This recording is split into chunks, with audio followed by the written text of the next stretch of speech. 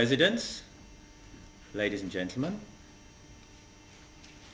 I'd like to briefly tell you about the Falkland Islands.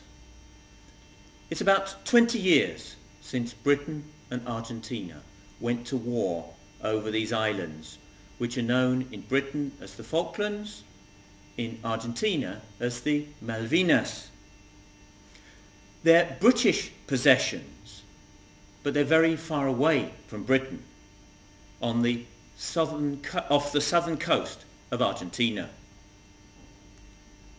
For many years they were considered of very little interest, and the United Kingdom was in fact planning to give back the islands to Argentina when Argentina made the rather stupid decision to invade, and a war ensued.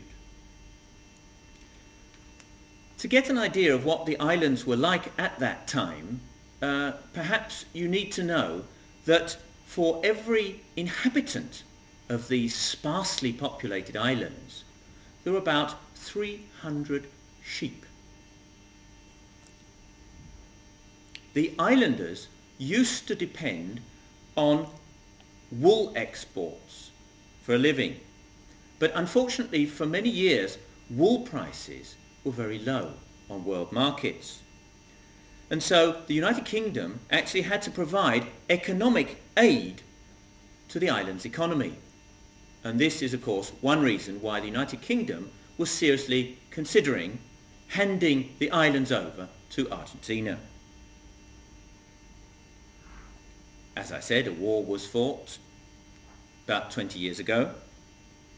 Now, a few years after the war, it was discovered that the waters around the islands were teeming with fish. Or when I say fish, I mean it in the broad sense. They're in fact teeming with squid. There are two types of squid found off the Falkland Islands. One is a type that's very popular in Asia. The other is more popular in Spain and other Mediterranean countries. The Falklands, having discovered this undreamt of wealth, immediately declared a 200-mile fisheries conservation zone around the islands and have become rich selling fishing licenses to other countries. The money they've obtained from this has now been invested in new roads and schools. It was originally hoped that in addition to the fish, oil might be found, but so far the prospecting has given little result.